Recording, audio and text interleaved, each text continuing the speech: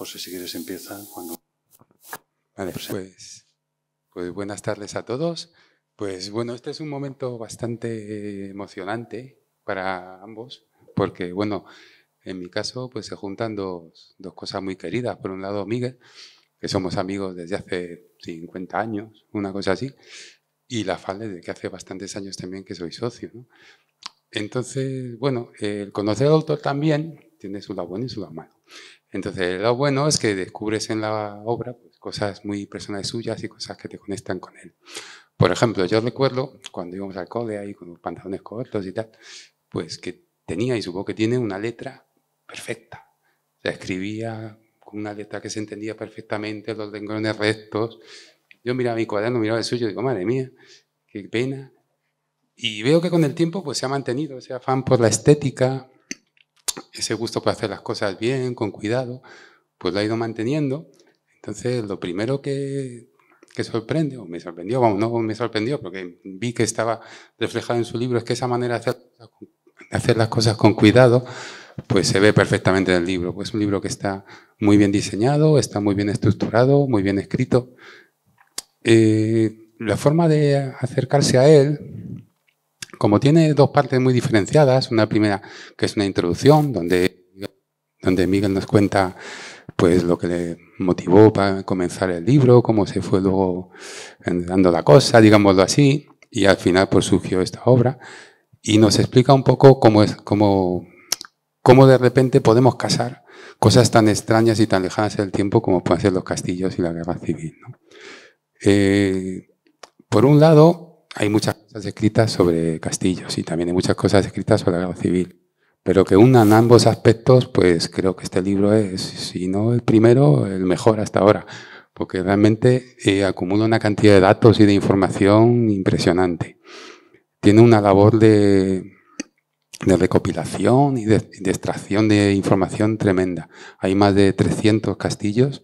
A mí me sorprendió. Digo, madre mía, tantos castillos se utilizaron en la guerra civil para... Pero bueno, la guerra civil fue una guerra entre pobres, entonces había que utilizar todo lo que tuviéramos a mano, ¿no? Y entonces, bueno, estructuras que en principio llevaban años sin ser utilizadas militarmente, finalmente volvieron a cobrar protagonismo durante la guerra civil, ¿no? En la segunda parte del libro, Miguel nos va detallando cada uno de estos episodios por comunidades autónomas y provincias. Es un orden que puede parecer así un poco artificial, en el fondo. Si queremos leer el libro de cabo a rabo se puede hacer, pero Miguel ya en la introducción dice que a lo mejor es mejor aproximarse a sitios concretos. Por ejemplo, que vamos a hacer un viaje a una ciudad determinada, pues podemos ir primero a ver qué ocurrió o qué pasó en aquel sitio, si tuviera una estructura militar medieval o así que fuera utilizada en la guerra, ¿no? Pero también se puede utilizar, pues aunque no vayas a ningún sitio, decir, bueno, ¿qué pasó en la guerra en Almería? Entonces coges el capítulo de Almería, lo vas leyendo, porque curiosamente, qué pocos momentos de la guerra civil hay que no haya habido un elemento medieval allí.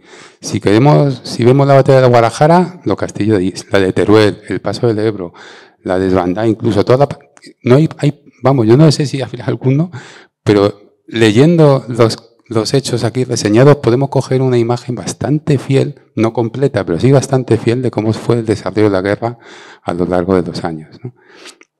Y además hay unos detalles que a mí me han llamado mucho la atención y que me gustan muchísimo. Es que en ese afán por hacer las cosas bien precisas y no dejar ningún cabo suelto, cada vez que se narra un acto, si puede, dice nombres y apellidos de las personas que estaban haciendo y que estaban allí en aquel momento participando de ese acto, ¿no?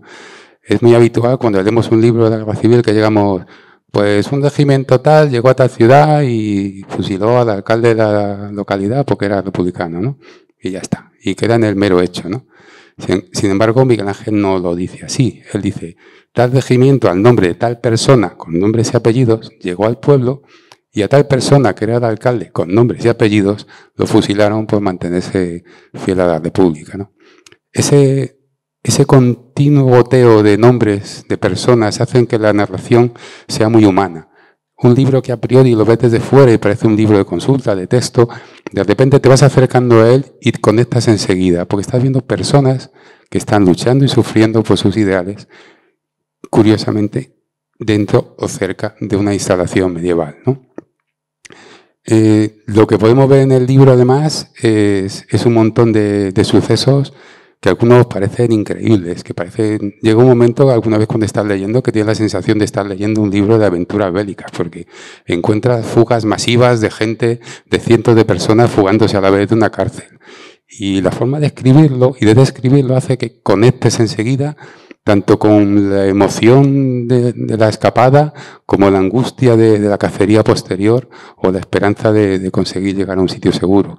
Vemos también como a un castillo en un sitio escarpado es atacado de noche por un comando ultra preparado para hacerlo y libera a todos los prisioneros dentro y los hace pasar a zona republicana.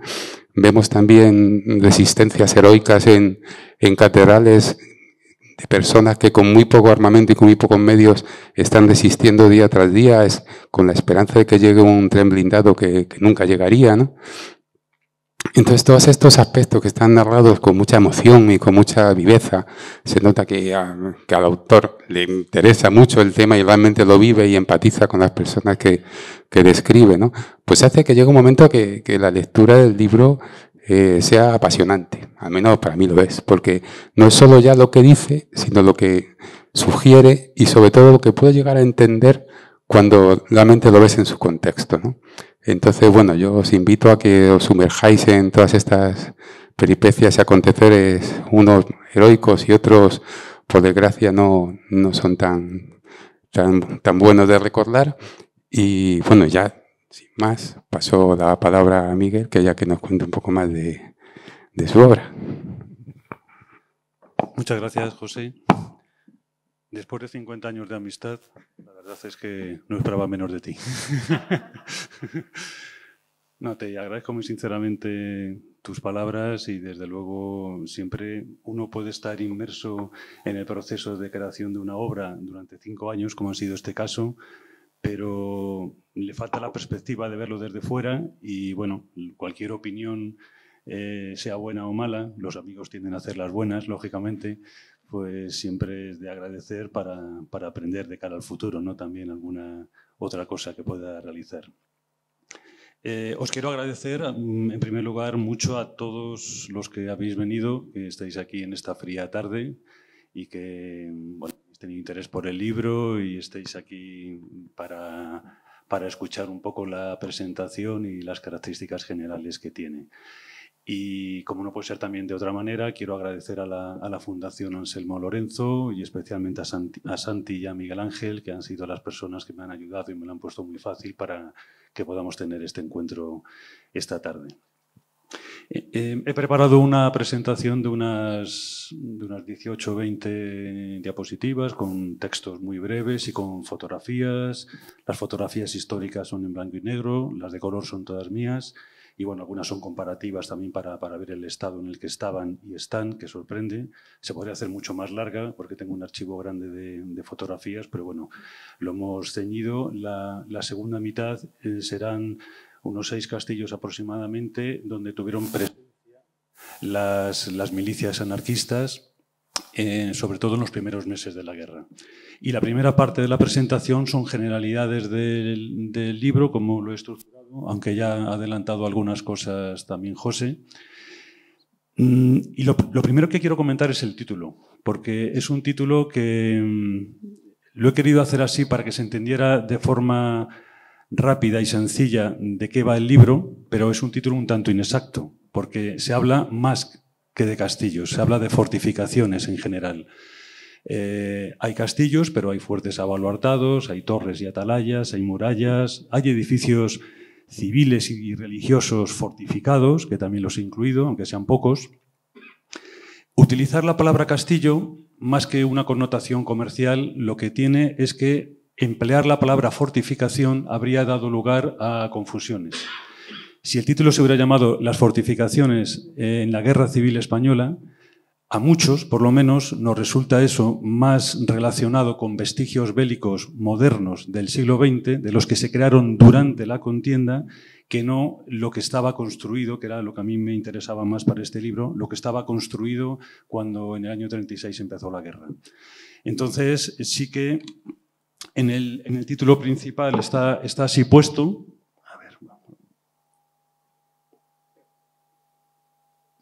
A ver si va la primera. Vale. Por ello creo mejor a un lado o me pongo aquí mejor. Sí. Sí. Se oye mejor. Sí, perfecto.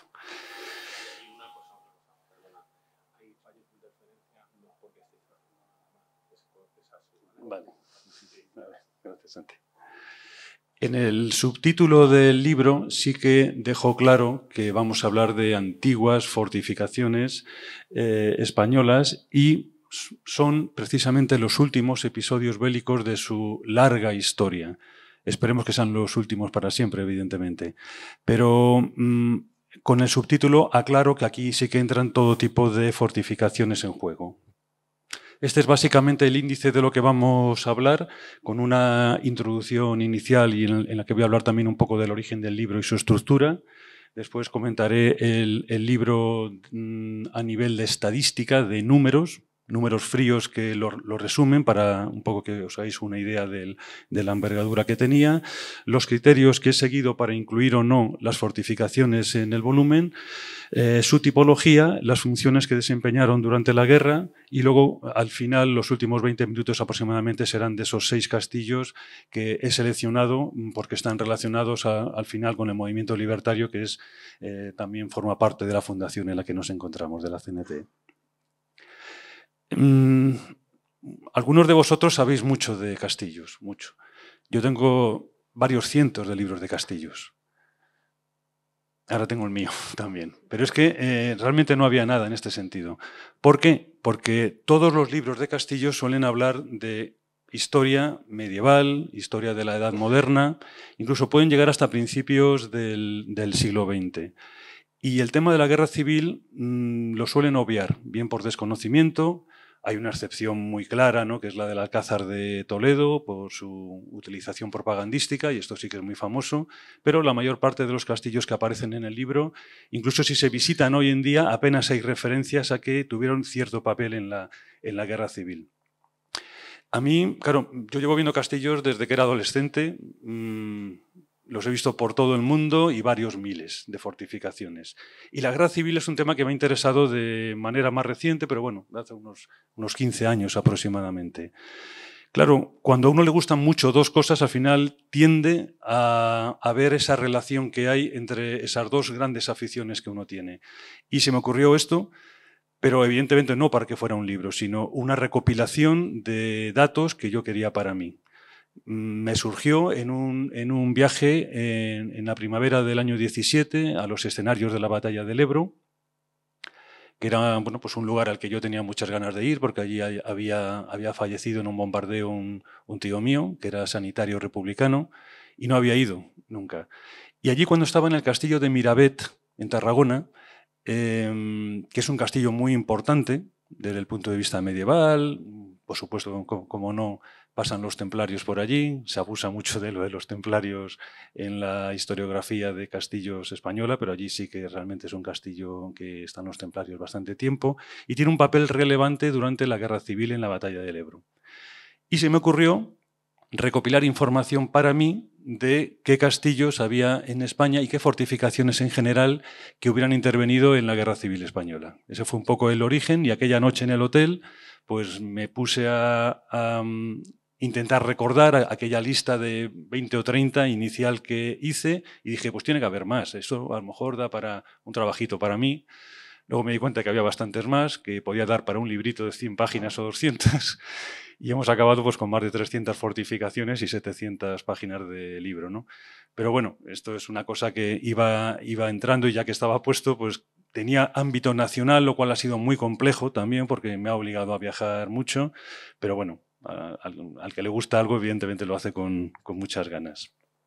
Entonces, también, evidentemente, las historias de la guerra civil obvian el tema de una fortificación. Más allá de lo del Alcázar y algún caso más, la guerra civil es una sucesión de hechos bélicos, se puede hablar de personas, de militares, de retaguardia, se puede estudiar desde muchos puntos de vista, pero los escenarios arquitectónicos en los que transcurren ciertos hechos son secundarios, realmente. Y por eso se me ocurrió realmente en relacionarlos, ya que me gustaba tanto los dos temas. Y como ha comentado José, pues la estructura del libro, después de una introducción de unas 40 y tantas páginas, es... Bueno, lo quise hacer así, por comunidades autónomas para también organizarme yo mejor el trabajo, por provincias. Cuando uno lee todo lo de una provincia, realmente se interrelacionan entre sí los castillos porque están muy cerca geográficamente y puede servir un poco también como guía de viaje en el sentido de que si alguien va a cierto lugar, a cierta provincia, pues puede saber qué hay cerca, por los alrededores, que tuviera relación con las fortificaciones y con la guerra civil.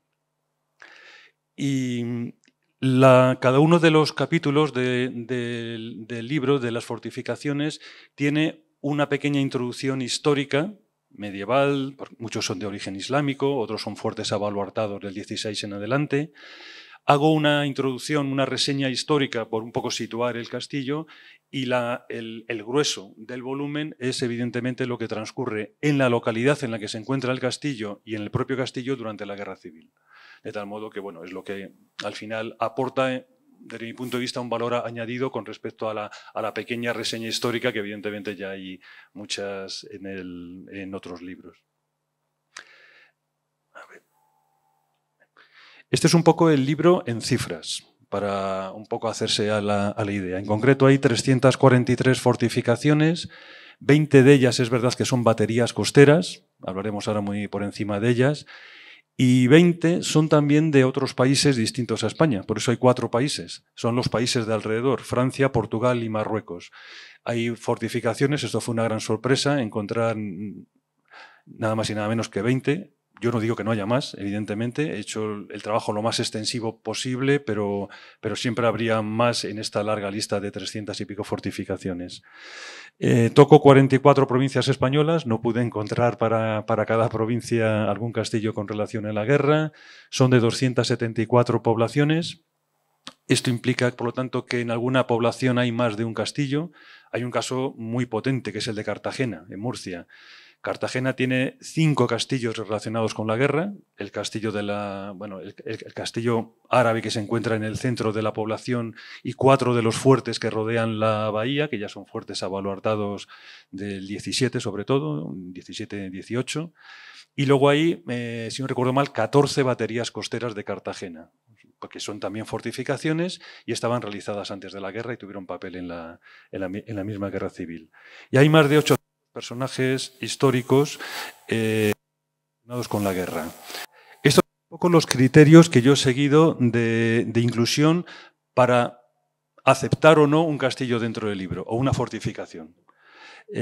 Básicamente es que fueran edificios fortificados, tanto de tipo militar, como son la inmensa mayoría, como alguno también de tipo religioso o civil, como algún palacio.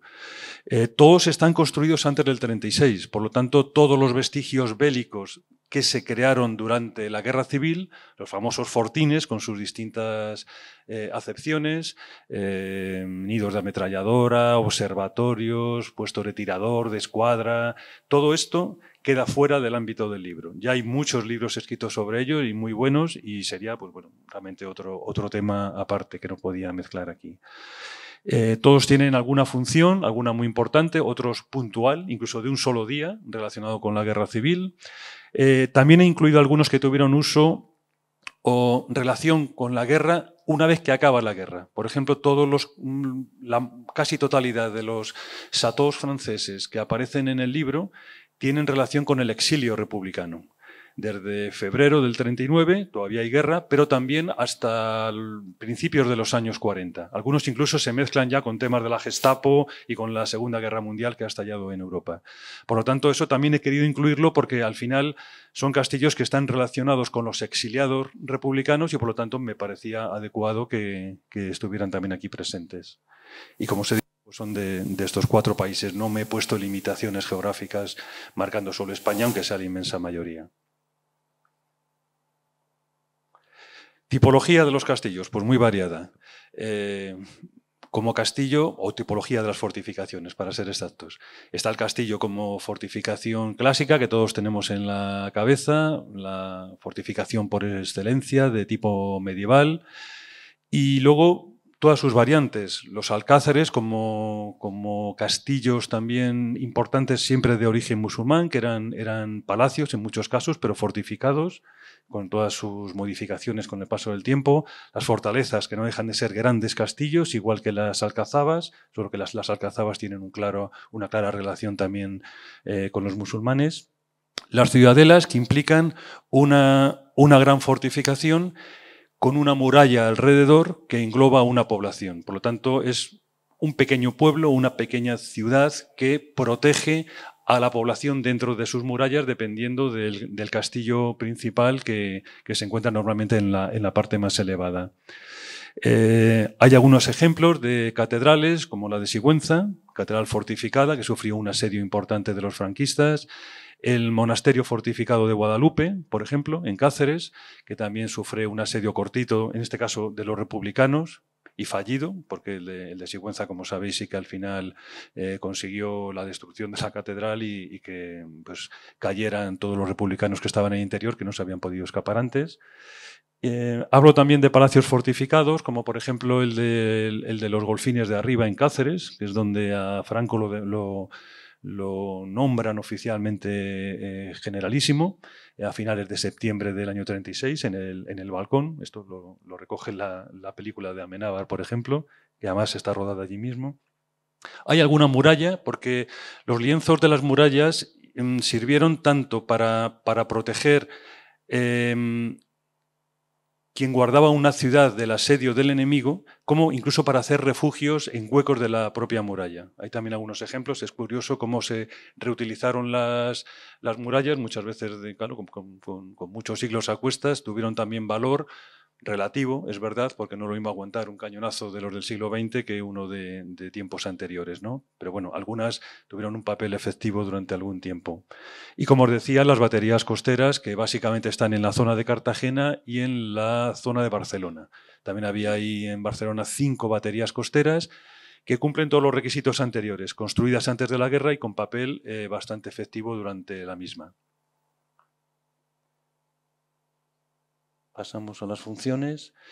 Las funciones fueron muy variadas y casi todas un poquito tétricas, la verdad. Es un poco lo que también ha hecho referencia José a que, bueno, en el caso de España, cuando empieza la guerra civil, España es un país más bien pobre, entonces empieza la guerra, se diga lo que se quiera, que ya se estaba preparando, pero empieza de repente, nadie esperaba. Se esperaba una sublevación, pero no se esperaba una guerra civil. Por lo tanto, pilla por sorpresa a toda la población. Y también a los responsables militares y civiles. Por lo tanto, lo que se hace en estos momentos, y lo podemos ver también en guerras modernas, es utilizar de la forma más rápida posible los medios que hay disponibles en beneficio de la guerra. Por lo tanto, tanto los hombres disponibles, el dinero disponible, los alimentos disponibles, las industrias que están en las zonas que uno controla y también los edificios. Los edificios son importantes. No se puede poner nadie en julio del 36 o en agosto o en septiembre a construir cárceles o a construir cuarteles. Hay que aprovechar lo que ya está construido. Como el número de detenidos aumenta espectacularmente en las dos zonas, sobre todo en la zona sublevada, hay que buscar grandes recintos donde depositar, porque eso no era otra cosa más que depositar, almacenar personas que eran opuestas al que dominaba la zona en concreto en la que se encontraba el castillo. Entonces, claro, las fortificaciones y sobre todo los grandes castillos, alcazabas, fuertes, tienen mucho espacio, son fríos, son húmedos, son oscuros, pero no importa, porque se van a dedicar como cárceles para el enemigo. Y son, pues bueno, en muchos casos estaban abandonados, en otros casos podían tener funciones cuartelarias, alguno ya era prisión, incluso desde siglos anteriores. La República, curiosamente, libera de su función de prisión a bastantes castillos y fortalezas. Y, sin embargo, la guerra los devuelve a esa tétrica función pues, por las necesidades que hay.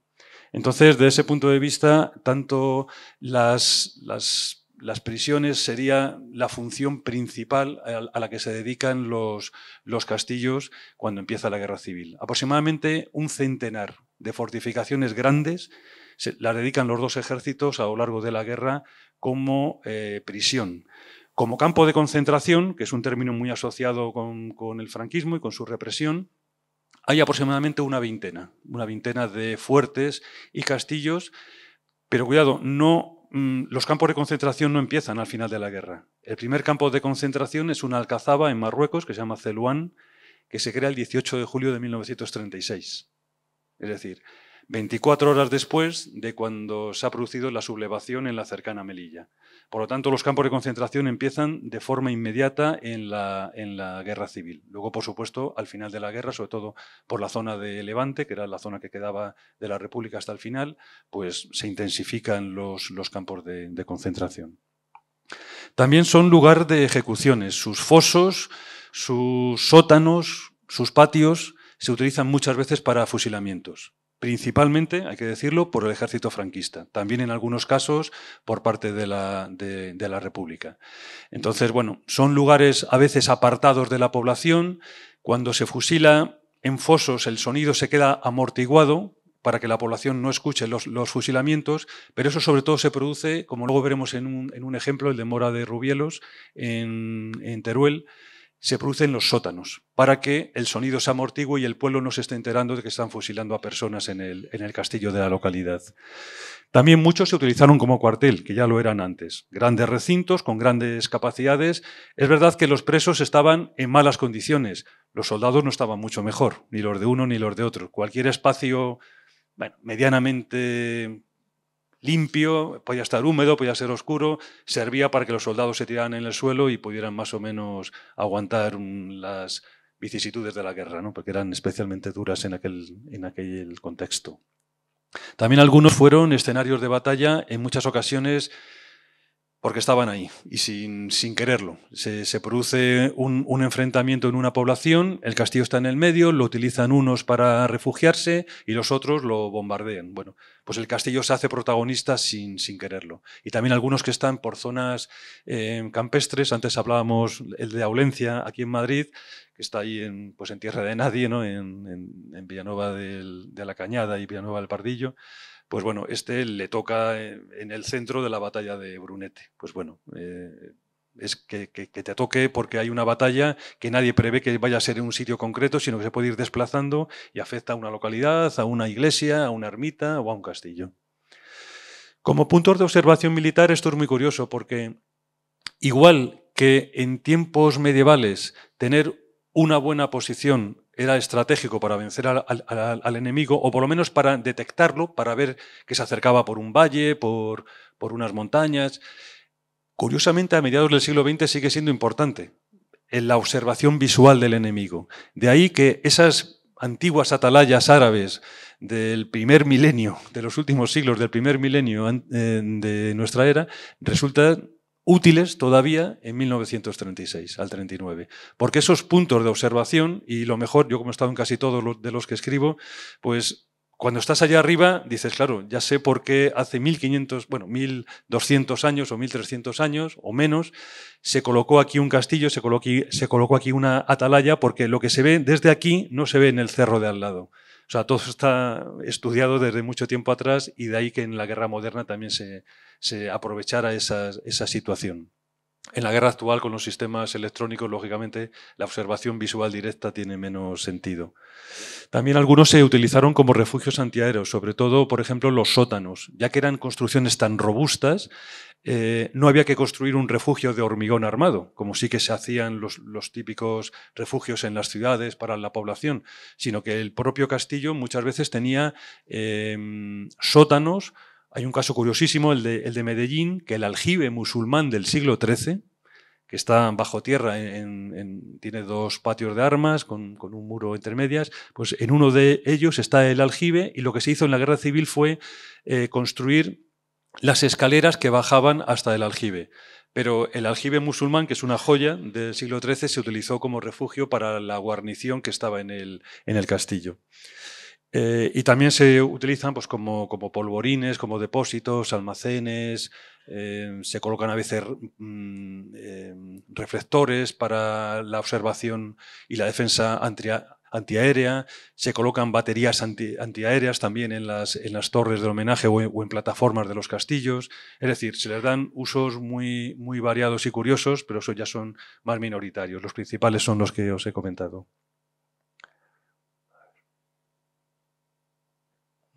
Voy para el otro lado. Vale. Y estas son las 6 fortificaciones que vamos a comentar ahora relacionadas con el movimiento libertario. Que, bueno, las he seleccionado entre las 20 y tantas o 30 que pueda haber asociadas con los milicianos de CNT principalmente, y me han parecido curiosas, son variadas porque son de 6 provincias distintas, de varias regiones también. El movimiento libertario, evidentemente, es especialmente potente en zonas como Cataluña, Levante, parte de Aragón, en Asturias, donde hay un movimiento sindical fuerte, y en Andalucía, principalmente, aunque hay, evidentemente, en todas partes. Entonces, los he elegido también un poco de esa zona porque me parecían las más adecuadas. Vamos a empezar con Almodóvar del Río, en Córdoba. Este es un castillo muy espectacular, que hoy tiene muchas visitas.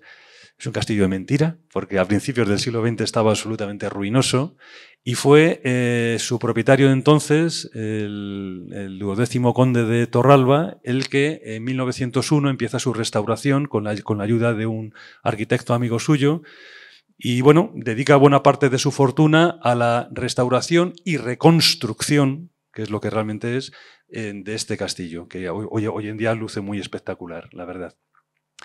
Es un castillo que en los años 30, antes de que empiece la guerra civil, tanto el conde como el arquitecto han fallecido unos años antes, pero el castillo está prácticamente renovado. Y cuando comienza la guerra civil, Almodóvar es interesante porque es un ejemplo curioso, pero muy representativo de lo que ocurre en los primeros meses de la guerra civil en cientos de municipios de toda España. Y es la alternancia de poder en los primeros días de la guerra, cuando todo se está definiendo, cuando la sublevación pilla por sorpresa, entre comillas, porque no era una sorpresa, pero no se esperaba que se produjera a ese nivel. Y entonces, en Almodóvar, por ejemplo, cuando empieza la guerra civil, se produce 5 cambios de alternancia de poder entre las 2 partes enfrentadas. Primero lo dominan la escasa guarnición de guardias civiles que hay en el pueblo, 2 o 3 días. Los milicianos anarquistas del pueblo con el alcalde, que era de la CNT, Manuel Alba, se organizan en los alrededores, en los campos de los alrededores, juntan los fusiles y escopetas que tienen, como tenía entonces mucha gente en el campo, y vuelven a tomar durante unos días la población. Son detenidos los guardias civiles y no pasa nada de momento, y a los pocos días llega un contingente enorme de soldados sublevados desde Córdoba. Córdoba había quedado en manos sublevadas. Llega con cañones, dispara al pueblo, dispara al castillo, y aquí ya empieza, pues digamos, el tema gordo. Porque, bueno, ya hay varios muertos civiles en la población, varias casas destruidas, y el castillo recibe 2 impactos. Uno en la torre del homenaje y otro en el lienzo de muralla que mira hacia el pueblo, hacia el sur. Entonces, los milicianos ven que no pueden resistir, evidentemente, a la fuerza tan potente que se acerca, se marchan. Durante esos 15 días que están los sublevados dominando el pueblo, ya empieza la represión, evidentemente. Ya mueren varias decenas de izquierdistas, muchos escapan. Se va la guarnición hacia otras zonas donde eran requerida, se quedan unos pocos guardias civiles y vuelven de nuevo a organizarse los milicianos, los izquierdistas, los de CNT-FAI, etcétera, etcétera, en las afueras, y vuelven a tomar la población. Y se asientan además en el castillo. Eso vuelve a ocurrir durante 15 días más. Hay represión republicana de algunos derechistas que se han quedado. Y por último, ya más o menos a finales de agosto del 36, pues llega otro contingente armado muy potente de Córdoba que vuelve a tomar para el ejército sublevado la población y el castillo. Y ya se queda en el castillo una guarnición a lo largo del tiempo. El castillo de Almodóvar, más allá de los que lo conozcáis, bueno, es muy espectacular y la verdad es que merece la pena ir, más allá de las reconstrucciones, pero está muy bien, es muy fotogénico. Tiene dos vestigios muy interesantes de la Guerra Civil, y especialmente uno, que es único. En la torre del homenaje de la izquierda podéis ver, a lo mejor, si no os acercáis, hay una mancha clarita en la base de la torre, encima del segundo coche, desde la izquierda, a unos 6-8 metros del suelo, que es un impacto, el impacto de aquel obús disparado por los franquistas la primera vez que llegan a primeros de agosto de 1936, que, me parece estupendo, no se ha arreglado. Porque muchas veces se han arreglado los impactos y faltan esos testimonios reales de lo que ocurrió. El del lienzo de muralla sí que está arreglado y por lo tanto no se puede ver. Pero lo más sorprendente es lo de la otra fotografía. Ese Viva la República, que está tallado a gran tamaño, mide más de 1 metro de longitud, en las losas de piedra del patio de armas, que está esculpido por milicianos anarquistas durante los días que está el castillo en su poder. Y dices, ¿cómo puede haber llegado hasta nuestros días? Esto es lo más asombroso porque, evidentemente, pues, los vencedores al final de la guerra destruyeron todo lo que vieron, todo lo que pudieron. Realmente esto es un poco milagroso, porque lo que pasa es que los castillos entonces no estaban tan limpios como los vemos ahora, había un montón de arena por el suelo, había objetos de todo tipo, y según me dijeron en la zona, algún historiador local, lo que me dijo es que lo que se cree es que durante todo el franquismo esa inscripción estuvo tapada con arena y con objetos de construcción, material de construcción, bueno, residuos de varios tipos que estaban allí almacenados porque el castillo no era visitable entonces. Y por eso se salvó.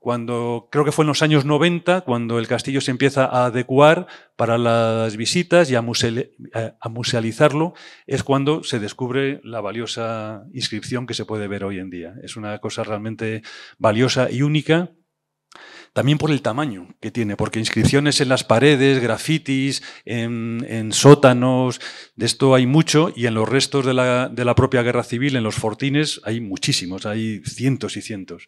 Pero bueno, de esta envergadura tan grande y tan efusivo, la verdad es que resulta muy, muy llamativo verlo. El de Alhama de Granada es un castillo poco vistoso que se encuentra en el centro de la población. Hoy en día está abandonado y que yo sepa, la última vez de lo que tengo noticia estaba en venta. Está bastante abandonado, está en la plaza principal del pueblo, era privado, de familias nobiliarias, y eso se ha quedado ahí un poco muerto y que yo sepa, insisto, sin uso, y estuve allí hace unos 3 años y es la situación que tenía. Alhama de Granada queda entre la ciudad de Granada y la ciudad de Málaga. Es una población de la montaña del interior de Granada. Granada quedó en manos sublevadas y Málaga en manos republicanas cuando empieza la guerra. Entonces, en Alhama, después de esos primeros 2 o 3 días de incertidumbre inicial, toman el control las milicias también. Las milicias locales, porque había un fondo de personas de izquierdistas enorme en esa zona, y además llegan milicianos de Málaga, que son de CNT-FAI y son unos 200 que ayudan a asentar la población y sus alrededores para el dominio republicano. Eso se mantiene así durante bastantes meses. El castillo lo utilizan los milicianos de CNT-FAI para, como sede central en la zona, sede administrativa, y también como albergue de sus milicianos. Como, bueno, no voy a decir hotel, evidentemente, pero sí como lugar de alojamiento de soldados milicianos de los libertarios. Y entonces, bueno, pues ahí se realizan todas las labores administrativas, seguramente también detenciones, interrogatorios, evidentemente. Y bueno, y hay una cierta represión algunos derechistas, por supuesto, bastantes son encarcelados y algunos fusilados. La situación se mantiene así hasta que las fuerzas sublevadas refuerzan el control de la zona de Granada y ya cuando son ahí lo suficientemente fuertes ponen el punto de vista en Málaga. Entonces, Alhama de Granada quedaba por el medio. Hoy en día no se iría por el medio porque hay autopistas mucho más cómodas por la costa y por el interior, pero el camino más corto en aquel momento pasaba justo por Alhama. Y además, las fuerzas franquistas que hay en esta zona, el frente ya está muy cerca de Alhama, son fuerzas numerosas, fuerzas legionarias, muy bien preparadas, muy bien equipadas, muy bien armadas, muy bien instruidas. Y los milicianos, que eran menos, era como la tercera parte, 4.000 frente a 1.400, 1.500, pues todo lo contrario. Mal armados, mal instruidos, resisten un día o dos en Alhama y evidentemente tienen que huir porque ven que no pueden hacer absolutamente nada frente al contingente de 4.000 hombres, que eran muchos del ejército africano, por lo tanto poco había que resistir en esos casos. El castillo pierde ahí su uso en Alhama y Alhama ya quedará bajo control franquista hasta el final de la guerra. 15 días después los franquistas llegan a Málaga, la ocupan y se produce el tristemente famoso episodio de la desbandá, la huida de los civiles de Málaga hacia Almería y los bombardeos que sufren en esa tristemente famosa carretera N340 con unos 5.000 muertos aproximadamente. Quizás la mayor tragedia de la guerra civil en menos tiempo. Pasamos a otro que es el de Mora de Rubielos, que he comentado antes vagamente. Aquí también hay fotos comparativas de cómo estaba más o menos en esa época y en la actualidad. No tiene grandes cambios. El de Mora, bueno, Mora de Rubielos queda unos días también bajo control de la Guardia Civil local, que como casi siempre, no siempre, pero casi siempre está con los sublevados. Pero llega un contingente miliciano potentísimo de Valencia. Entonces, toman esa zona pues, a la semana o semana y pico y había un contingente de unos 40 guardias civiles, pero llegan muchos cientos de milicianos, bastante bien armados estos, de la famosa columna de hierro, que aquí la conocerán bastante bien. Uno de los grupos de esta columna de hierro, esto es una curiosidad, se llamaba los Drácula. Y esto no es curiosidad, es que viene de ahí, de que la película de Tove Browning del año 31 de la Universal, el clásico de Bela Lugosi, es del año 31, se estrena en España pues poco después, en tiempos de la República, y ya Drácula es un personaje muy popular en los años 30 en España, por la película, no por el libro, evidentemente, de Stoker. Entonces, bueno, pues se pusieron, bueno, pues un poco en tono jocoso ese nombre de los Drácula. Había nombres curiosos dentro de las columnas que hicieron los anarquistas, y estos venían, como os digo, de Valencia. Entonces ya queda Mora durante 1 año y medio con control republicano y el castillo se dedica a cuartel, a sede también de determinados organismos y la parte de los sótanos, que hoy en día es un agradable museo y sala de exposiciones muy bien iluminado, imaginaos lo que sería entonces, es prisión de derechistas. Y ya cuando ya Mora es tomado por los franquistas, muy avanzada la guerra, en julio del 38, cuando la ofensiva de Valencia y poco antes de que empezara la batalla del Ebro. Y cuando lo toman los franquistas, vuelven a dedicar el castillo a prisión, pero cambiando evidentemente los inquilinos, ahora ya son republicanos y son izquierdistas, y además se producen, que era lo que os comentaba antes, fusilamientos en ese sótano que hoy en día, llevo ya unos años, llevamos un año que estuve con mi mujer, hacía 8 o 10 años la última vez, y no había ninguna mención, y probablemente siga sin haberla, de lo que pasó allí. Como este es otro tema curioso, ¿no? Cómo se oculta, incluso con los castillos y fortificaciones que se han ido adaptando como museos, ya no digo si son hoteles o algo parecido, lo de tapar, ¿no? La ocultación de la guerra civil como episodio oscuro de su historia. Se habla sin ningún problema de las guerras napoleónicas, hasta de las carlistas, pero ya lo de la guerra civil es como que no se puede tocar. Cataluña es una excepción, Cataluña sí que tiene menos problemas para hablar de esto, y en el resto de España empieza a haber ya lugares, en Extremadura me estoy encontrando ya también que se habla muy abiertamente del tema, y los otros sitios, bueno, cosas sueltas, dependerá del ayuntamiento local que se quiera hacer mención o no a episodios oscuros de la guerra civil. Entonces, desde luego, cuando yo estuve en Mora no había ninguna mención a lo que ocurrió en esos sótanos que se ven ahora como museo. Montearagón, este es uno de mis castillos favoritos de España. Está en las afueras de Huesca, tiene una silueta espectacular cuando se va desde Huesca hacia Barbastro. Es el pequeño Loarre, claro, todo el mundo se queda con Loarre como gran castillo, no solo de Huesca, sino hasta de España. Es un castillo muy conocido, el de Loarre. A mí Montearagón me gusta especialmente, porque es una ruina tremendamente fotogénica, siempre he estado allí solo y además tiene una vinculación muy fuerte con la Guerra Civil Española. Ahora, por cierto, creo que lo estaban consolidando estos últimos meses para consolidar las dependencias ruinosas del interior. Montearagón participa en la guerra con el avance de las milicias anarquistas, entre otras, porque también hay comunistas y hay ejército republicano normal de los soldados que no estaban en sindicatos, desde Cataluña, cuando las tres capitales de provincia aragonesas quedan con el bando de los sublevados. Entonces, una vez que se controla la República en Barcelona y en las capitales catalanas, todos los soldados y milicianos sobrantes se dirigen a Aragón para intentar tomar Zaragoza y también Huesca sobre todo, y llegar a Teruel, que no se consigue una de las tres ciudades.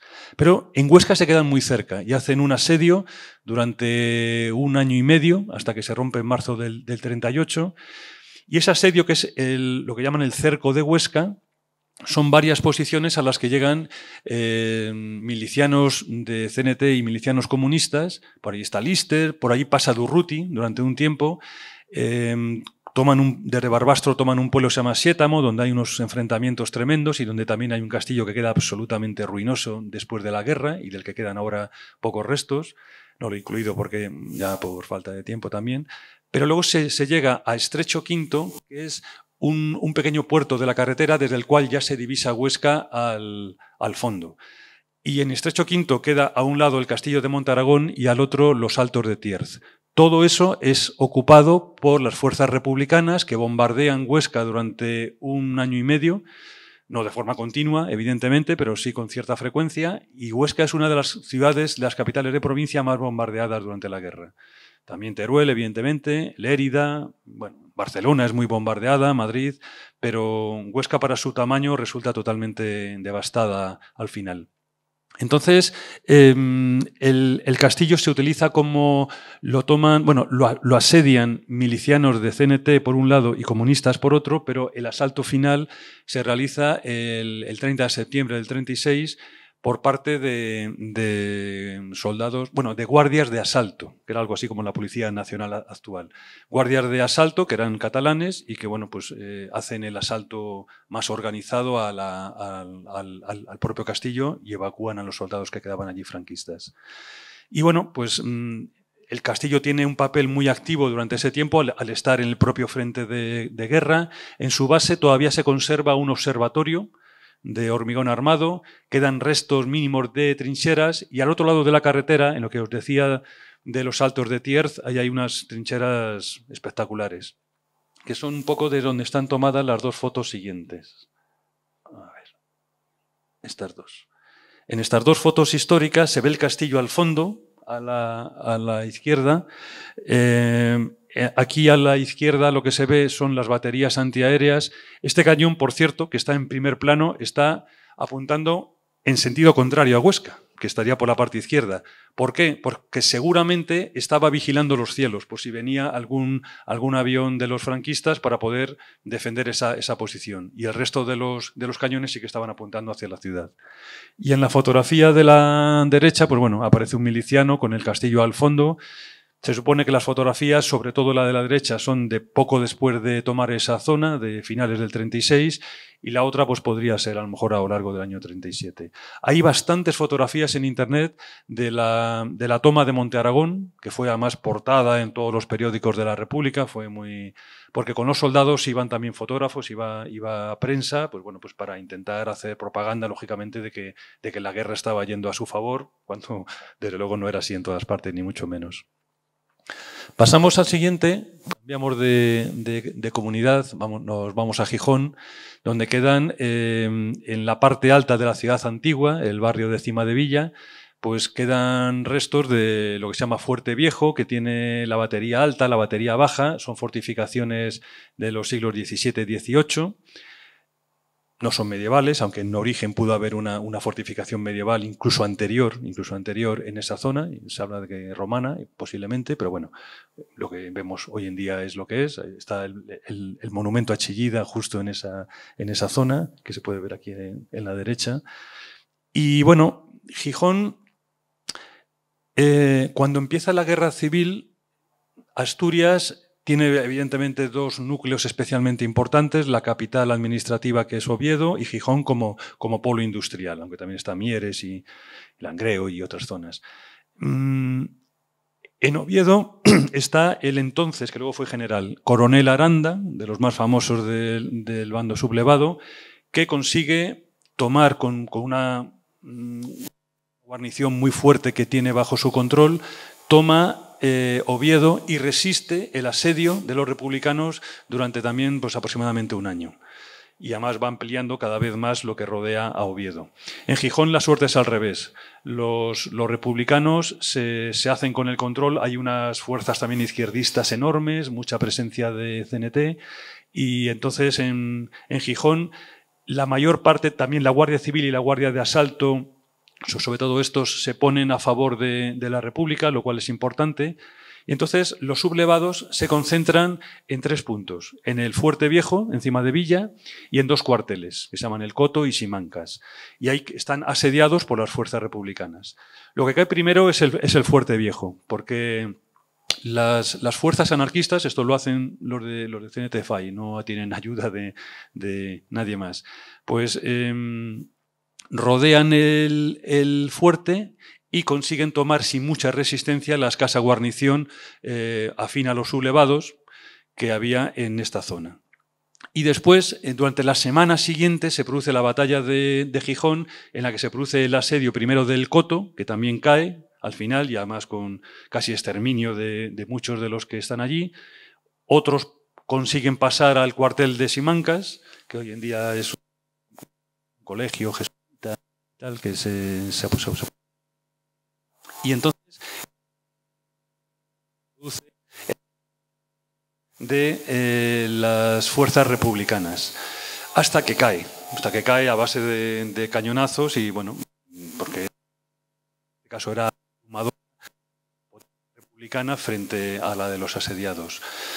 Hay un episodio interesante y es que un barco, un crucero, el Almirante Cervera, que está por Gijón, que es de los sublevados, como no pueden desembarcar ni pueden ayudar de otra manera a los asediados de los cuarteles, lo que hacen es disparar desde el mar donde caiga, evidentemente. Recibe impactos el fuerte en Cimadevilla, la población en general, y evidentemente no pueden parar el asalto, pues porque desde el mar a esa distancia, pues evidentemente no se puede precisar el disparo, y bueno, pues al final se terminan retirando y Gijón cae, queda en manos de la República. Gijón además será la última población importante del norte de España en caer en manos franquistas. El Frente Norte acaba cuando cae Gijón, en octubre del 37. Como sabéis, van desde Irún, cae el País Vasco, cae Cantabria y luego va cayendo pues toda la zona, bueno, hay zonas en el norte de Palencia, por ejemplo, y en el norte de León, que están bajo dominio republicano, y todo esto cae ya en el otoño del 37. Se puede decir que cuando cae Gijón y toda la zona industrial de manos de los sublevados, que la guerra está decidida. Todavía un año y medio casi, pero realmente cuando la República pierde todo el norte industrial con la producción que suponía y las fuerzas que también había en ellas, pues la guerra empieza a perderse y eso se va acentuando con cada una de las batallas que se producen a partir de ese momento, como la de Teruel y luego incluso, claro, la del Ebro, que es la más decisiva de todas. Y por último, tenemos otro castillo que tiene una historia muy curiosa. A ver si me pasa. Este. Es un castillo en las afueras de Barcelona, Cantalló, en este pueblo, Santa Perpetua de Moguda, que está muy cerca de la ciudad de Barcelona. Es un castillo falso. Es un castillo que es de principios del siglo XX, un neocastillo. Pero bueno, lo he incluido porque al final, aunque no tenga papel medieval, sí que me he permitido algunas licencias con castillos modernos y modernistas, sobre todo de Cataluña y alguno del sur de Francia. Lo justifico en el libro porque, bueno, a los que nos gusta este tema, dices, bueno, vale, no ha sido protagonista ni de las guerras medievales ni las guerras napoleónicas, pero sí que es un elemento fortificado y se llama castillo como tal. Se construyó en los años 10 y 20, era propiedad de un rico empresario catalán y bueno, es una cosa ecléctica porque la portada que podéis ver es una copia de la puerta fortificada del monasterio de Poblet, en Tarragona. Se hizo ahí una copia y otros elementos del castillo, que es pintón desde fuera, pues están copiados de edificios modernistas, catalanes. Y bueno, es una amalgama muy ecléctica, curiosa, pero bueno, con un valor histórico relativo. Su valor histórico va a venir en la Guerra Civil, curiosamente. El castillo es privado, por desgracia no se puede entrar fácilmente sin permiso. Pero bueno, estas fotos, esta y otra que viene ahora, pues se pueden hacer desde una tapia que afortunadamente no es muy alta y como yo sí lo soy, pues subiendo la mano por encima de la tapia, como me ha tocado en alguna ocasión, pues he conseguido alguna instantánea. Este castillo es muy curioso porque es cuartel de un batallón muy particular, muy particular. Y aquí hay un personaje un tanto oscuro y peculiar que es Cándido Testa, que este es un anarquista italiano que participa en la Primera Guerra Mundial con las fuerzas italianas, participa luego en la resistencia frente a Mussolini, ya cuando Italia es fascista plenamente, y tiene que escapar junto con todos otros muchos resistentes antifascistas. Da muchas vueltas por el mundo y le pilla el comienzo de la Guerra Civil en Buenos Aires. Y él coge un avión y se presenta ante el gobierno de la Generalitat diciendo lo que ha sido, lo que ha hecho. Y como el gobierno de la Generalitat tenía entonces algún ministro anarquista, se hizo esa concesión, aunque el poder y fue un tema muy controvertido en su momento, pero bueno, había varios ministros y uno de ellos, consejeros, he dicho, consejeros de la Generalitat. Uno de ellos era Diego Abad de Santillán, el de Economía, creo que era. Y entonces habla con este hombre y le convence para crear una especie de batallón de élite al estilo de lo que él había tenido en la Italia antifascista, luchando contra Mussolini.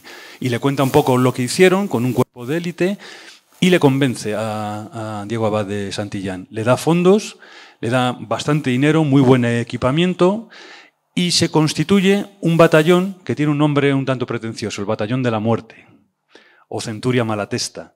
Y este castillo es el cuartel y centro de instrucción. Tienen las oficinas administrativas en un edificio en el centro de Barcelona y aquí es donde se instruyen, que estaba también cerca de Barcelona. Y la historia del batallón luego también resulta curiosa. Son unos 500 hombres, casi todos italianos, todos antifascistas. Algunos estaban por y los convoca este hombre y se presentan allí en Barcelona, y otros iban a participar en las Olimpiadas que se iban a celebrar en Barcelona desde el 19 de julio del 36 como respuesta a las que iba a hacer Hitler en Berlín ese año. Entonces, muchos de los que luego serían, algunos, docenas de los que serían luego brigadistas y gente como estos anarquistas italianos, estaban pululando por Barcelona desde el comienzo de la guerra sin volver a sus países, tampoco ellos podían volver a Italia por razones obvias, estaban por ahí pululando, surge esta oportunidad y se presentan voluntarios. Entonces, se forma un contingente de 500 hombres. que se instruyen aquí en febrero y primeros de marzo del año 37 para formar un cuerpo de élite. Se les da mucho dinero. Esto es mirado con bastante recelo por parte de otras fuerzas republicanas, porque evidentemente no tenían los medios que tenía este cuerpo que se crea de esta manera. Entonces, bueno, más allá de ese tipo de cosas, como estaba financiado en buena parte también por la Generalitat, pues el tema siguió adelante. El día 14 de marzo del 37 desfilan flamantes por las principales avenidas de la ciudad de Barcelona y tienen un aspecto muy curioso. También hay fotografías en internet por si queréis verlos, porque ahí se ven pequeños al final en estas fotos. Van con una boina negra, con una calavera en la boina y las dos tibias, ¿no?, en plan pirata.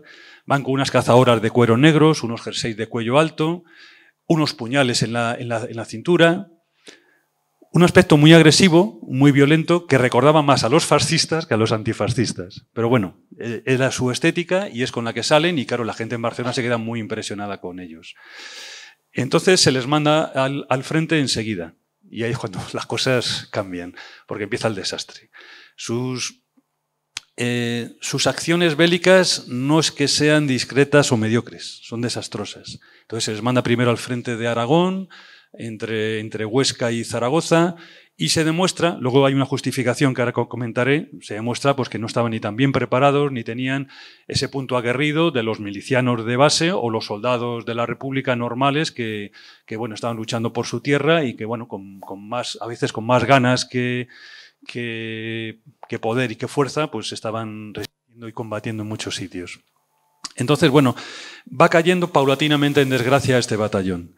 Y el golpe lo da un poco los hechos del 1 de mayo del 37 en Barcelona, cuando se producen las luchas intestinas entre comunistas y anarquistas. Ellos están, a fin de cuentas, en el bando perdedor. Ahí es cuando el Partido Comunista toma control del gobierno, bueno, del ejército republicano también en buena parte, y los anarquistas quedan marginados en buena parte, también los trotskistas del POUM, y entonces es cuando el batallón prácticamente queda disuelto. Algunos de sus hombres, los más problemáticos, son fusilados, otros son encarcelados, pero la inmensa mayoría se les separa y se les mete primero con la Brigada 12 Internacional, la Garibaldi, la que está formada por italianos, como eran ellos. Están ahí unos pocos meses, también tienen un papel muy mediocre, muy malo en todos los frentes en los que actúan. Y después ya todos esos hombres se van repartiendo por las brigadas mixtas del Ejército Popular de la República. Ya no hay un batallón como tal de la muerte, ni centuria, ni nada. O sea, entonces desaparece como tal. Fue algo flamante a lo que se dedicó mucho tiempo, y sobre todo mucho dinero y muchos medios, y sin embargo pues fue bastante decepcionante su resultado. A ver, luego se supo que Cándido Testa era probablemente, esto no está del todo demostrado, pero la mayor parte de las fuentes que yo he consultado van en esa línea, se demuestra que era un agente fascista infiltrado. Él había cambiado desde los años 10, que había luchado en la Primera Guerra Mundial, había cambiado un poco su ideología y posiblemente estaba comprado por los fascistas italianos. Entonces estaban tan mal dirigidos que posiblemente parte del desastre de este batallón, sobre todo en la primera acción en Aragón, fuera porque estaban muy mal dirigidos y no se daban las órdenes adecuadas y por eso fracasaran. Pero bueno, hay bastante también información por si tenéis curiosidad de este batallón, que es muy curioso. Y luego, por último, bueno, aquí hay unas fotografías. Esta es la de la fachada principal del castillo y esta otra es de la puerta, donde también se ven los milicianos formados del Batallón de la Muerte en esa época de febrero o marzo del 37. Es el mismo lugar, tiene muy pocos cambios. A mí me ha resultado fascinante, bueno, tengo varios cientos de fotos de este tipo, el ver el mismo lugar en aquella época y en la actual, en algunos casos con muy pocas variaciones y en otras absolutamente irreconocible. La verdad es que es un ejercicio fascinante y me resultaba muy atractivo cuando hacía los viajes. Y aquí simplemente os menciono muy de pasada esta relación, bueno, son 9 creo, de los 300 y pico que aparecen en el libro, para que os deis cuenta de que las fortificaciones tuvieron, aparte de las que he comentado relacionadas con los milicianos por estar donde estamos, también otras que tuvieron una gran importancia, y no está el Alcázar de Toledo, en la Guerra Civil Española. Lo resumo mucho para no alargar ya porque es la última diapositiva. La Alcazaba de Celuano, os lo he comentado antes, en el anterior protectorado español de Marruecos, hoy territorio marroquí, fue el primer campo de concentración franquista del día siguiente del inicio de la sublevación. El castillo de Montjuïc, el famoso castillo de Barcelona, ha sido de todo. Ha sido cuartel, ha sido lugar de ejecución, lugar de juicios. Era también punto de vigilancia de la DECA, de la defensa antiaérea de la costa de Barcelona, era estación de radio, fue de todo. Y luego cuando Barcelona cae en poder de los franquistas en enero del 39, muchas de estas funciones las retoman los franquistas y se convierte al final también en campo de concentración. Hay algunas fotografías también muy impactantes de los presos por el patio que ahora mismo se puede ver como visita turística. Entonces, sabéis que aquí, pues como lugar de ejecución, es especialmente, tristemente famoso. Primero, los golpistas que fracasan al principio en Barcelona, los dos generales, Godet y Ferran de Burriel, son fusilados en uno de los fosos de Montjuïc. El final de la guerra será la coronel. En el año 40, el presidente de la República, atrapado por la Gestapo en Francia, se le envía a Madrid, aquí es torturado y luego se le envía a Barcelona con un juicio ridículo de los que se hacían en ese momento y es fusilado en los fosos y hoy en día recordado lógicamente por el independentismo local. La muralla de Badajoz, pues también otra triste protagonista del famoso asedio de la toma de Badajoz, que produjo la consecuente matanza, otra de las grandes matanzas de la guerra civil. Aprovechando aquella muralla abaluartada que había sido muy exitosa para protegerse de las tropas napoleónicas, pues se vuelve a utilizar contra una fuerza legionaria tremendamente superior a la que defendía Badajoz, y entonces, se entra por dos puertas que hoy en día subsisten y se toma Badajoz el 14 de agosto del 36, con el resultado de 3.000 o 4.000 muertos aproximadamente. Las torres de Serranos son uno de los pocos restos que quedan de la muralla de Valencia. La muralla de Valencia fue destruida increíblemente a mediados del siglo XIX para que la ciudad se expandiera y era una de las mejores de Europa. Y quedan dos grandes puertas, la de Quart y la de Serranos. Las torres de Serranos se utilizan como puesto hospitalario al principio de la guerra, pero su papel más famoso y muy conocido, hay documentales incluso sobre ello, es como refugio de las obras de arte del Museo del Prado. Las obras del Museo del Prado y de otros muchos museos son trasladadas de Madrid cuando empiezan los bombardeos sistemáticos en Madrid y cuando las tropas franquistas están cerca de la capital. Se trasladan primero a Valencia y luego ya en el año 38 avanzado van hacia Cataluña. Llevan un periplo, la historia de los cuadros del Prado es para libros, para películas, historia tremenda. En las torres de Serranos se prepararon para incluso, si eran bombardeadas, se hizo una estructura con arroz, con arena. Es increíble lo que se preparó, la estructura que se preparó para que los cuadros estuvieran seguros en su interior. Y de hecho no sufrieron un rasguño. No sufrieron absolutamente nada, pero luego se tuvieron que trasladar hacia Cataluña cuando la guerra iba avanzando. El castillo de Castelldefels, en las afueras también de Barcelona, es sobre todo famoso, fue también varias cosas, pero es famoso porque fue prisión de brigadistas internacionales creada por el Partido Comunista. Es decir, era un centro de autorrepresión. Todos aquellos elementos izquierdistas que no estaban de acuerdo con el dogma estalinista, pues podían pasar por Castelldefels y casi todos eran brigadistas. Aquí había de todo. Había algunos que eran delincuentes comunes, alguno que, pues por decir lo que no debía de decir en el momento adecuado, terminaba en esta prisión, y otros pues porque eran más de ideología a lo mejor no estalinista y por lo tanto también podían acabar aquí. Ya era el desbarajuste que se fue produciendo a lo largo de la guerra.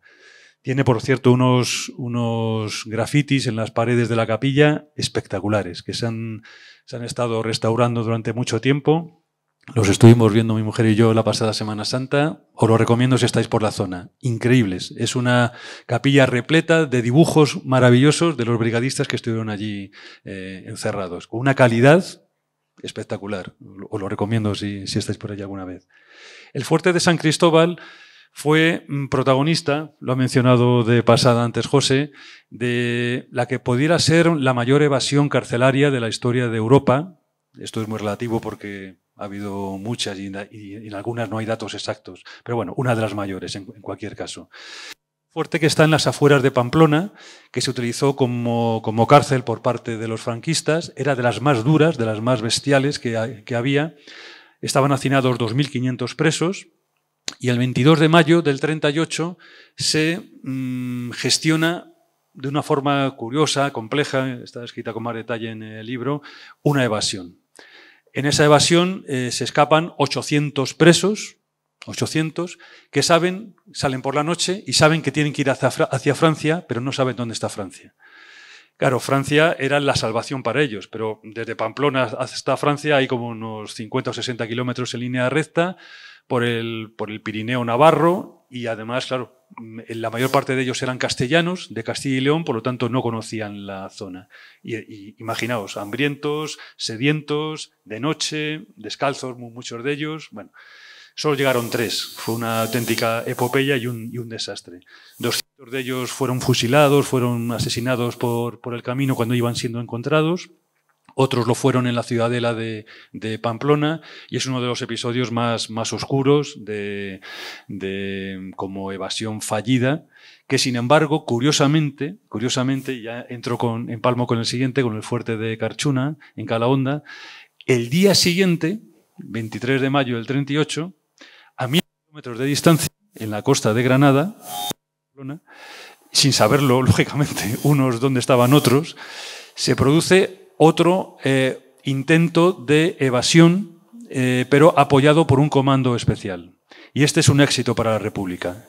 En el fuerte de Carchuna, que es el típico fuerte batería costera artillera, como hay muchos por la costa de Andalucía y de Levante, también de los que se hicieron en el siglo XVIII, pues tenía muros bajos, estaban más preparados para colocar cañones en la zona de la batería mirando hacia el mar, por lo tanto sus muros no eran muy altos. La guarnición que los defendía tampoco era muy importante y había 308 exactamente presos republicanos, casi todos asturianos, que habían caído precisamente cuando el frente de Asturias cayó, cuando lo de Gijón que he comentado antes. Entonces se escapan primero 4 de esos que eran oficiales, llegan a la zona republicana que está muy cerca y gestionan, planifican una evasión de película realmente. Y resulta exitosa. Un comando, se dice que el primer comando de élite, bueno, esto hay mucho también porque se habla muchas veces incluso de tiempos medievales que se puede hablar de comandos de élite. Bueno, esto los expertos en historia medieval, que aquí, por lo que yo sé, hay más de uno, podría poner algún caso. Dentro de las guerras modernas, que luego se va a dar mucho en la Segunda Guerra Mundial, y los de Hollywood bien que lo han vendido con sus películas, pero se da este caso de un comando de 35 hombres, liderado por algunos internacionales, precisamente con mucha experiencia, que toman el fuerte por la noche de una manera muy limpia, consiguen detener a toda la guarnición, fusilan a 4 de ellos, que eran como los que habían dicho los presos, estos son los que nos torturaban todos los días, estos eran los malos, o los peores, y el resto, pues bueno, era guarnición franquista que estaba ahí, pues como podía haber estado soldados que no tenían, que eran mandados, ¿no? Como los que había en todos los ejércitos. Entonces, bueno, la evasión es un éxito porque se salda sin ninguna víctima por parte de los republicanos, y como la zona republicana estaba a 8 o 10 kilómetros, además cortan las líneas para que no puedan comunicar los que quedan, empieza unos bombardeos por la zona de Sierra Nevada para distraer la atención y pensar que están por ahí atacando y de ese modo escapar por la zona, no de la costa, pero de la montaña que está cerca de la costa. O sea, fue una operación, en este caso, y la República hizo mucha chapuza, pero en este caso muy bien planificada. Ya también era gente que estaba muy preparada en los temas de guerra. El castillo de Miravet, lo he comentado antes, con un papel muy importante en la batalla del Ebro. El primer día cae en manos republicanas en uno de los pasos del Ebro, de las tropas comunistas de Lister, que lo toman ese mismo día, y es bombardeado. permanece en poder de la República hasta casi el final de la batalla, hasta primeros de noviembre, y vuelve a ser tomado por los franquistas. Hoy en día, bueno, está restaurado y puesto en valor, pero tiene heridas de todas las épocas y quedan bastantes, lógicamente, de la guerra. Y por último, el castillo de Noguera, que es el castillo de Valdeuxó, en el sur de Castellón, que tiene, bueno, el mérito histórico, por eso lo he incluido aquí, que el último episodio bélico de la ofensiva de la guerra en Levante, en la ofensiva de Levante, tiene lugar en este castillo. Es un episodio que no tiene mayor relevancia en el sentido de que no cambia nada, pero justo el último día del año 38, el 31 de diciembre, el castillo está defendido por republicanos. Está muy cerca la famosa línea X y Z de protección de Valencia, que a lo mejor habéis oído hablar alguno de vosotros de ella, y el castillo pues, es tomado ese último día del año por las fuerzas franquistas. Lo que pasa es que ahí se quedan, mueren bastantes defensores, que eran sobre todo comunistas, pudieron morir hasta unos 200 aproximadamente, con muchas menos bajas de los atacantes, que por supuesto, como de costumbre, estaban mucho mejor armados que los defensores, y entonces, bueno, pues ahí se queda el frente, no llegan hasta Valencia, y ya Valencia caerá como Madrid y otras ciudades al final de la guerra por el propio fin de la guerra. Por mi parte, nada más. Si tenéis alguna pregunta o alguna cuestión que os resulte curiosa o que queramos ahondar de lo que hemos visto, o alguna curiosidad del libro, pues estoy a vuestra disposición. Nada. Sí que os he convencido. Pues nada, muchas gracias. Gracias, perfecto. Nada, os lo agradezco mucho. Tenéis ejemplares del libro, muchos ya sé que lo tenéis. Si lo queréis ojear a alguno, pues nada, sin ningún compromiso le echáis un vistacito, y si alguno lo quiere adquirir y que se lo firme, pues sin problema. Álvaro, dime. Sí, dime.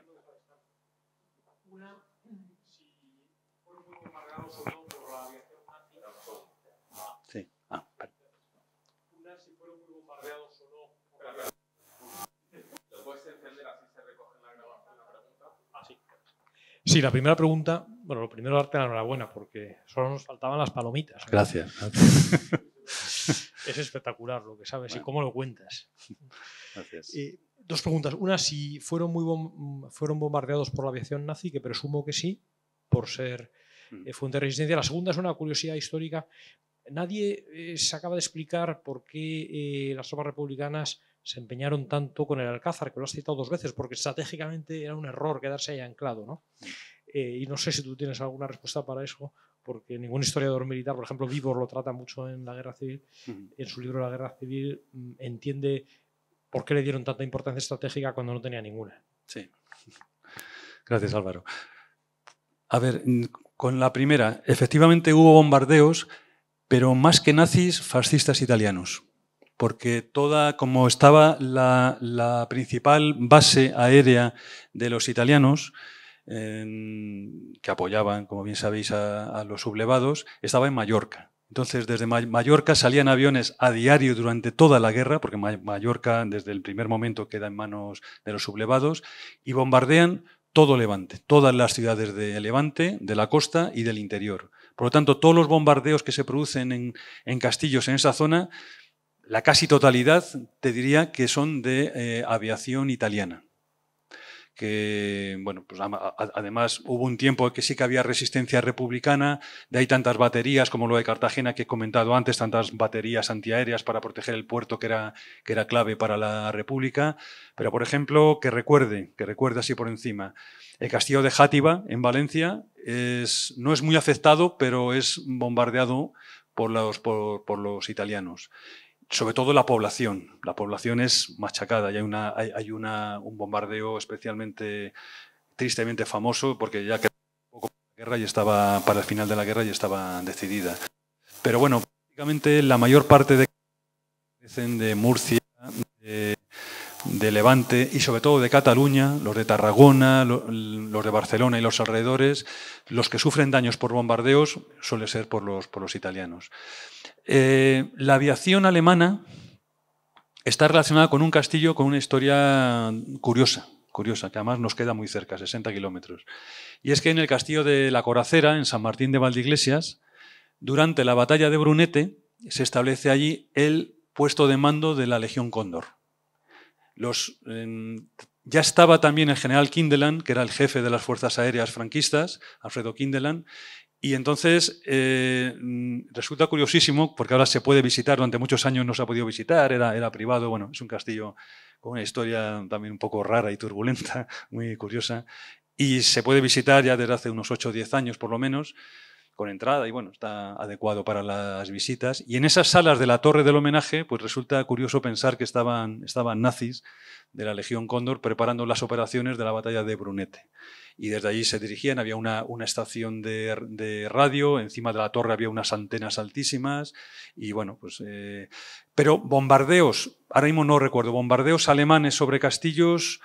En frentes de guerra sí, en lo que son batallas de campo abierto y en algunas ciudades, pero que algún castillo fuera bombardeado especialmente por los alemanes, no lo recuerdo. Pero los italianos ya te digo que sí, todos los que fueron bombardeados por la zona de Levante.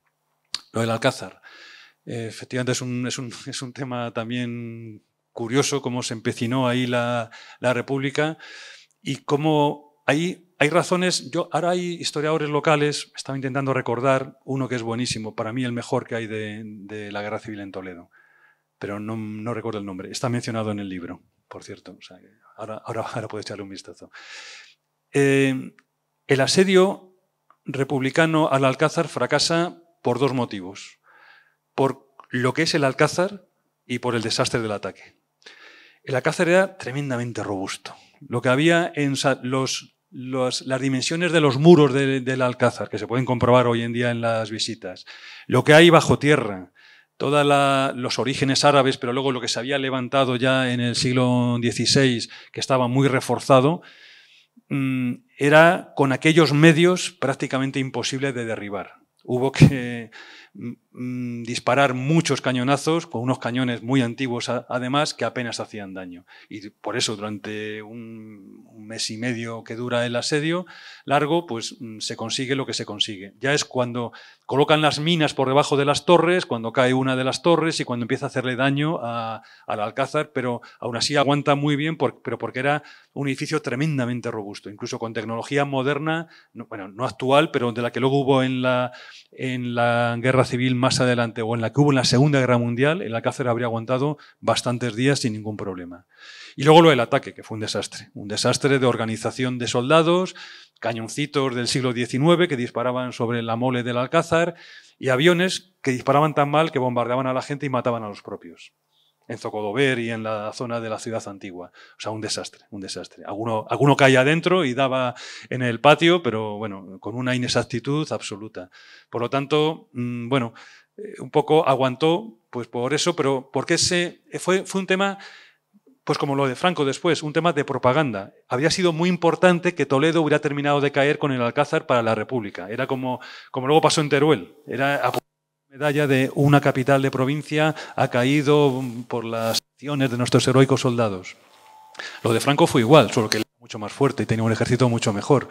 Pero también se desvía, como sabéis, de su entrada hacia Madrid, pierde un tiempo precioso en Toledo, vale, lo utiliza como propaganda y le va muy bien, y de hecho, pues bueno, todo lo que está escrito sobre el Alcázar de Toledo durante el franquismo, pues claro, está basado en esa propaganda política.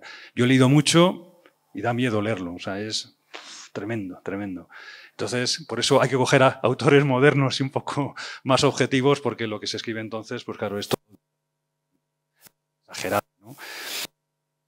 Sin embargo, ese desvío hacia Toledo le supone a Franco no tomar Madrid. Y al no tomar Madrid, la guerra se alarga.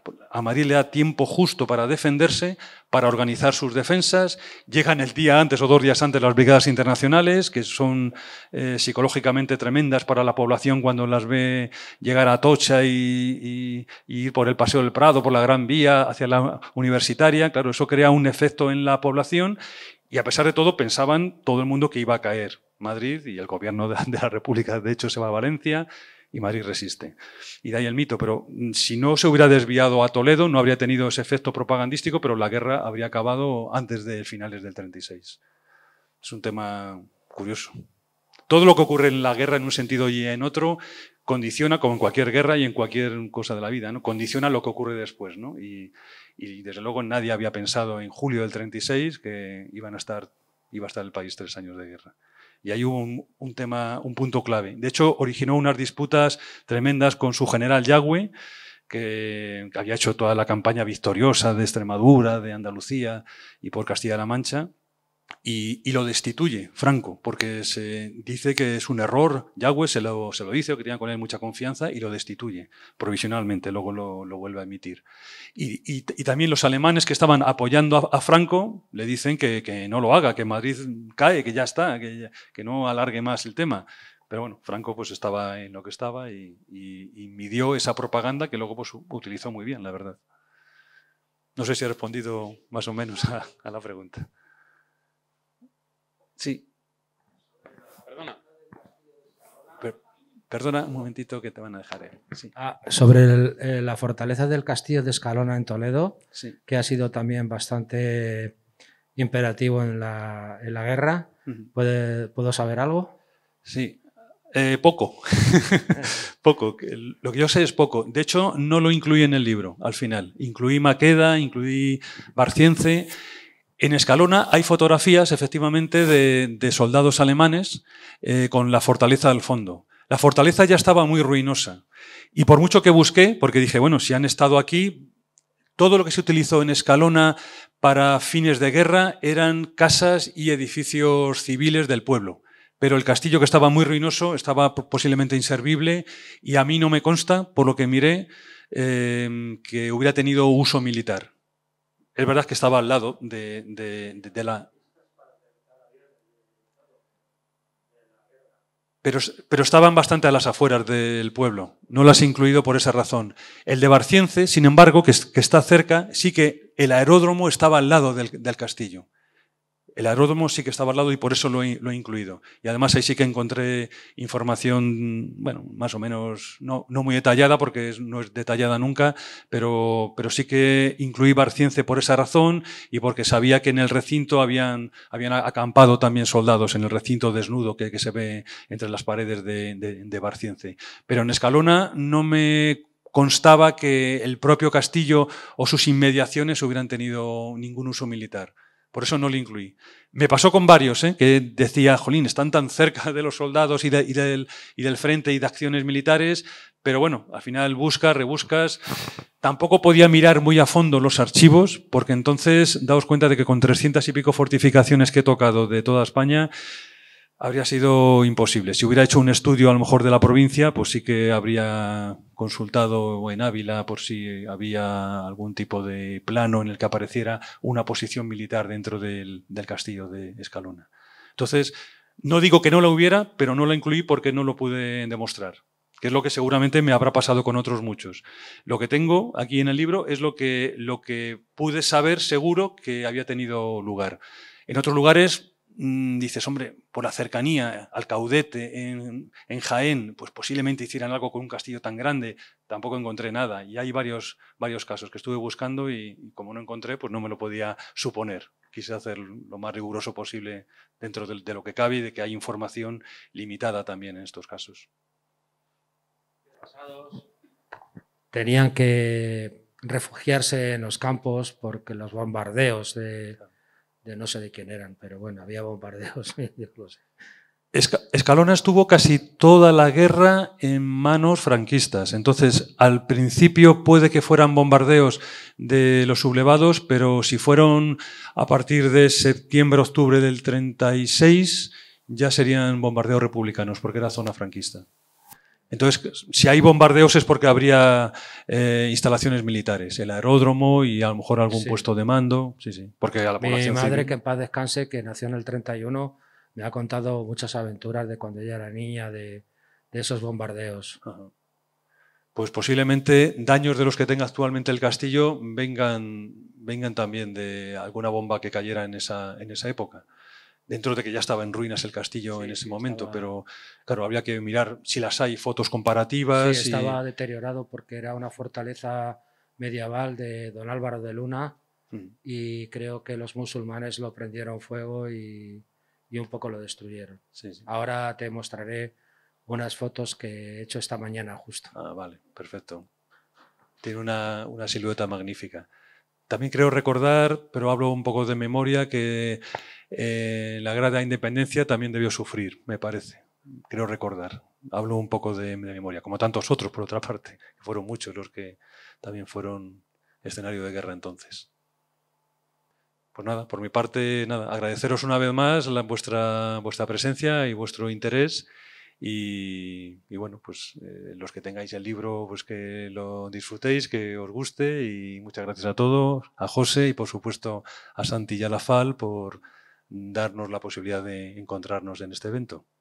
Gracias a todos.